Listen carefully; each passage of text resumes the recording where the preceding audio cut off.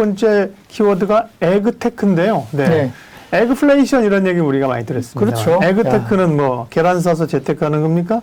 아닙니다. 이게 이제 농업이죠, 농업. 네네. 이게 사실 에그리컬처럴, 이제 에그. 최근에 우리가 러시아 사태를 바라보면 야, 우리가 쌀 먹는 게 얼마나 다행인가 싶어요. 우리가 밀로 빵을 만약에 먹었다면 굉장히 좀 어려워진 상황이 되지 않을까 싶고요. 과거에 밀가루 폭등 때문에 빵값이 폭등하면 진짜 우리 그 말 그대로 폭동이 일어났습니다. 폭동이. 그게 불과 그렇게 오래된 역사가 아닙니다. 일부 국가들은 밀 가격이 올라가면서 빵값이 너무 비싸지니까 진짜 폭동이 일어나고요. 뭐 가재도구를 다 팔아서 빵을 사 먹어야 되는 그런 사태까지 나타나는 것이 이제 역사적인 흐름인데, 이 우크라이나와 이 러시아 사태가 결국 밀값을 굉장히 급등시키고 있고, 우크라이나가 아마 이번 주인가 다음 주까지 아마 무슨 경제적인 뭘 못하면, 파종을 못하면, 파종을 못하면 올해 네. 이거는 완전히 그냥 망한다고 제가 들었어요. 그러니까 그렇게 되면 어떻게 되겠어요? 공급이 안 되니까 더더군다나 밀 가격은 또 굉장히 올라가겠죠. 뭐 그쪽은 주식이 밀이니까. 그래서 아시아 쪽에 그나마 우리는 이제 쌀을 먹고 있고, 이제 라이스가 그래도 안정적인 공급을 하고 있어서 먹거리에는 문제가 안 될 것 같은데, 근데 문제가 또 뭡니까? 이 비료, 사료 이런 게 되게 비싸지잖아요. 기본적으로. 또 그러니까 사료가 비싸면 어떻게 되죠? 어떻게 될 것 같아요? 고기값이 올라가죠. 고기값이. 그렇죠. 네. 예, 돼지고기. 특히나 이제 중국도 이제 돼지고기, 뭐 소고기 이런 것들이 올라가죠. 그래서 여러분들 돼지고기, 소고기 빨리 많이 사 드세요.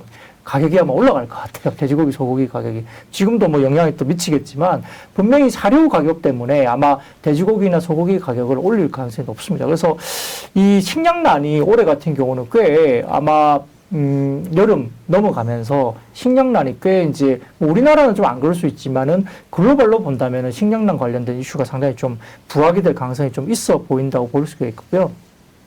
그래서 이제 식량을 책임지는 농기계 시장에 대한 뭐 이슈가 지금 불거지고 있는 거죠. 그래서 네. 뭐 기본적으로 지구 온난화 때문에 뭐 여러 가지 기후 문제가 있고요. 그다음에 이번에 전쟁 이슈 관련해서 이제 공급망 교란이라든지 이런 부분들 때문에 식량 안보에 대한 위기의식이 계속 고조되면서 굉장히 많이 이제 가격들이 치솟고 있습니다. 최근에 이제 유엔 세계 식량 가격이란 뭐 지수가 있는데요. 이 지수를 보면 지난 2월 기준으로 140.7까지 올라가면서 사상 최고치를 기록했는데 3월 지표는 아예 반영이 안 돼 있어요. 그러면은 더 올라가겠죠. 이런 부분들 때문에 아까 말씀드렸듯이 비료나 사료 이런 부분들이 가격이 올라가면서 소고기 가격, 돼지고기 가격, 삼겹살 가격 다 아마 올라갈 가능성이 높습니다.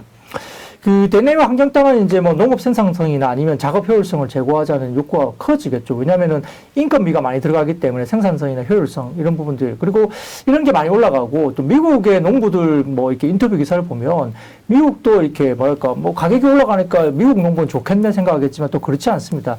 유가도 올라가니까 기본적으로 들어가는 원자재 비용이나 이런 여러 가지 부분들이 올라가면서 일부 이제 미국 농부가 이제 인터뷰하기를 작년보다 올해 이익이 60% 정도 급감할 것 같다 이야기까지 나올 정도이거든요. 그래서 굉장히 그 효율성에 대한 부분, 그리고 채산성에 대한 부분들이 이제 굉장히 좀 부각될 수밖에 없고, 따라서 이제 농기계 업체들이 이제 굉장히 중요하게 되는 거죠. 그래서 지금 2050년까지 전 세계 인구가 95억 명까지 올라올 거로 봅니다.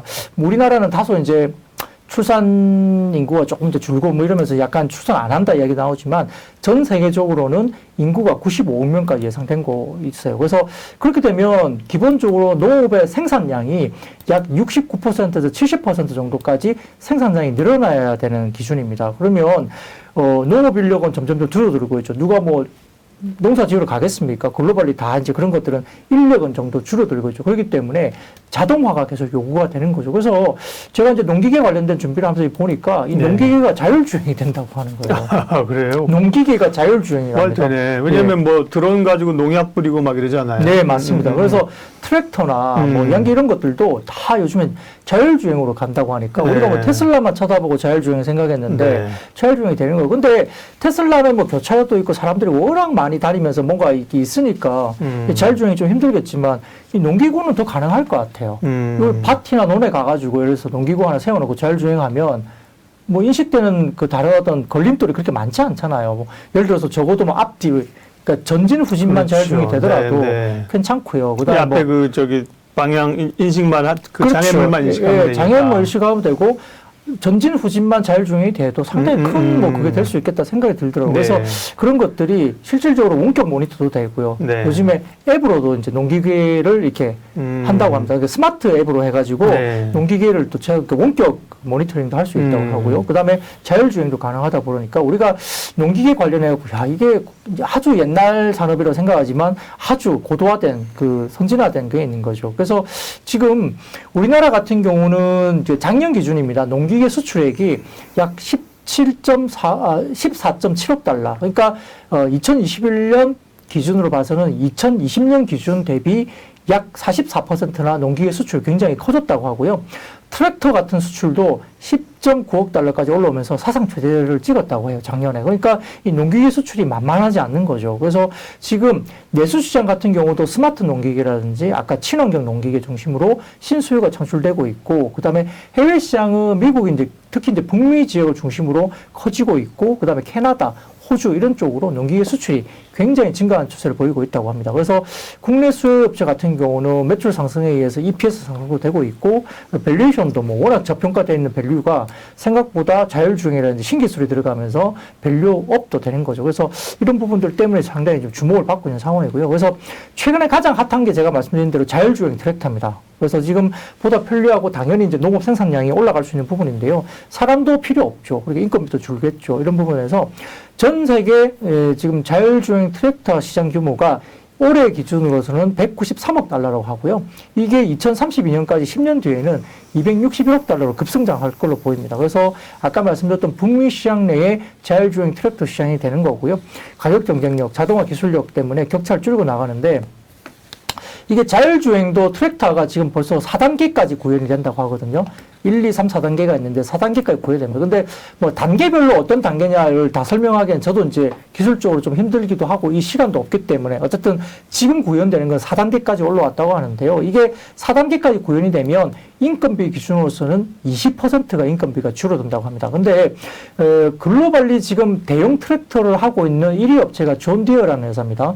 이 마켓쉐어가 한 32% 정도 되고요. 그다음에 그 독일 회사 그 아그코라는 회사가 있어요. 그 회사가 이제 그다음 2위고 3위 회사가 이제 쿠보다라는 회사예요. 이게 일본 회사입니다. 그래서 1, 2, 3위가 아까 말씀드렸던 존 디어, 그 다음에 아그코, 그 다음에 이제 쿠보다 이렇게 이제 세 회사가 있는데 대부분 다 이제 큰 그 농기계 중심으로 하죠. 근데 국내 회사들은 대부분 다 이제 중형급 트랙터나 이런 것들을 이제 많이 노리고 있는 것 같고요.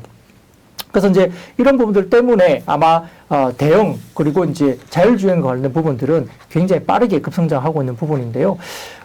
아마 지금 존 디어 같은 경우는 아마 지금 자율주행 트랙터 4단계를 올해 내놓을 거로 봅니다. 그래서 상당히 빨리 가고 있는 상황인 것 같고요. 그래서 중대형 트랙터를 이제 올해부터 존 디어가 빨리 하면서 굉장히 큰 시장을 이제 장악을 하고 있습니다. 근데 국내 같은 경우는 이제 종목이 뭐 두 종목 정도로 압축되죠. 대동이라는 종목하고 그 다음에 TYM이라는 이제 종목으로 압축이 됩니다. 네. 그걸 이제 한국 같은 경우는 지금 MS 1위가 대동입니다. 대동이고 2위가 TYM이라는 종목입니다. 근데 대동을 좀 먼저 말씀드리면 뭐 스마트 친환경 농기계로 이제 굉장히 확장을 하고 있고 매출도 상당히 좋아집니다. 해외 수출도 잘 하고 있고요. 대동 같은 경우는 지금 2단계 수준의 중형급 그 트랙터를 내고 있거든요. 그래서 올해 2단계 정도까지 올라왔다고 합니다. 근데 2단계 기준으로 본다면 이게 뭐냐면 전후진, 전진과 후진 정도의 무인으로 한다는 거죠, 직진, 그러니까. 네. 그다음에 자동 조향 제저 이 정도는 이제 된다는 거죠. 그래서 직진, 그다음에 자동 조향 이 정도까지는 제어를 할 수 있는 게 2단계인데 그게 물건이 이제 올해 실질적으로 나올 것 같고요. 좀 더 하반기로 가면서 2.5단계 정도의 자율주행도 올해 이제 대동이 내놓을 걸로 보기 때문에 일단 국내에서는 1위 업체이기도 하고요. 그래서 관심을 받겠죠. 그리고 모빌리티 사업이라 해가지고 모바일 앱 같은 데 관련해서 솔루션도 제공한다고 하는데 이게 대동 커넥트라는 이제 앱을 가지고 이 모바일 커넥트를 하면서 모빌리티까지도 이어진다고 하니까 상당히 기술적인 진화가 된 상황입니다. 그래서 해외 내수 실적 성적이 상당히 좋고요.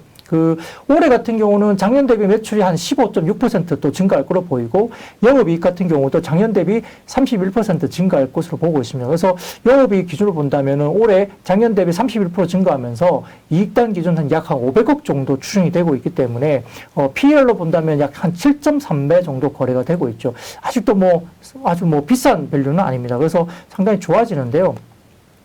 대동도 근데 최근에 가다가 좀 주춤한 이유가 한 가지 있습니다. 네. 이 대동이 최근에 주목을 갖다 주춤한 이유는 4월달 접어들면 그 전환사채 세비가 100억이 하나 있고요. 교환사채 100억이 또 돌아옵니다. 물량 그러니까 부담이 좀 있군요. 200억. 그러니까 교환사채 100억, 그다음에 전환사채 100억. 이렇게 4월에 돌아오는 오버행 이슈가 있습니다. 그래서 최근에 주가가 조금 주춤하는 겁니다. 그래서 대동은 그렇게 보시고요. PER 7.3배 정도니까 뭐 주목을 하시면 될 것 같고, 저는 개인적으로 TYM이 훨씬 좋아 보입니다. 영어로 TYM이라는 종목인데, 이 TYM 같은 경우는 올해 이제 글로벌, 이제 올해 MS 2위 정도 되는 국내 관련된 농기계 업체인데, 점유율 4위 업체인 KM이라는 회사가 있습니다. 그 회사를 이번에 TYM이 인수를 하게 됐습니다. 그래서 상당히 좀 매출 볼륨이 여기에서 모멘텀이 큰 폭의 매출액과 영업이익 증가가 예상되고 있고요. 특히 이제 미국 쪽의 업체 관련해서 KM이 상당히 잘하고 있었기 때문에 KM을 인수하면서 사회업체를 인수해가지고 마켓쉐어도 커지고 그다음에 전체적인 미국 시장의 진출이 좀 더 활발하게 진행될 가능성이 높다고 볼 수 있겠고요. TYM 같은 경우는 올해 실적 대비 현재 PER 밸류에이션이 4.1배 정도? 한 4배 정도 됩니다. 그러니까 아까 제가 대동이 7.3배 정도 된다고 말씀드렸잖아요. 네. 근데 TYM 같은 경우는 올해 실적 기준 4.1배니까 훨씬 더 밸류에이션 매력도가 높고요. 그리고 글로벌 경쟁사는 보통 PER이 한 13배 정도 거래가 되거든요. 그러니까 디어유나 뭐 이렇게 아까 말씀드렸던 존디어죠. 존디어입니다. 존디어 같은 회사 대비해서는 상당히 싸게 거래되고 있죠. 그래서 대동도 좋지만은 TYM이 좀 더 매력적이에요. 그래서 오늘 주가도 보면 TYM이 주가가 더 오늘 꽤 많이 올랐거든요. 예, 그러니까 이게 8% 올랐네요. 맞죠. 네. 그래서 대동은 오버행 이슈 때문에 4월달 좀 눌리는 것 때문에 다소 좀 그리고 상대적으로 밸류가 좀 TYM보다 높죠. 그러니까 TYM이 훨씬 더 지금 주목을 받을 가능성이 높고요. 신규 자율주행 트랙터 라인업도 올해 출시가 예정됩니다. 그래서 ICT를 접목하고 그다음에 텔레매틱스 기술을 이용해서 자율주행 농기계 상용화를 올해 또 TYM도 낸다고 하니까 상당히 좋죠. 이 TYM 같은 경우는 매출이 올해 1조 1630억대 그리고 영업이익은 750억대까지 추정이 되니까요. 이게 KM 인수 효과도 있는 거거든요. 제가 아까 대동이 올해 영업이익이 500억 정도 추정이 된다 했는데 2위 업체인 TYM이 올해 영업이익이 750억대까지 올라오니까 아마 올해 같은 경우는 2위 업체가 1위 업체의 영업이익을 뛰어넘는 한 해가 되겠죠. 그래서 저는 개인적으로 TYM 쪽을 좀 더 지켜보자 말씀드리겠습니다. 네.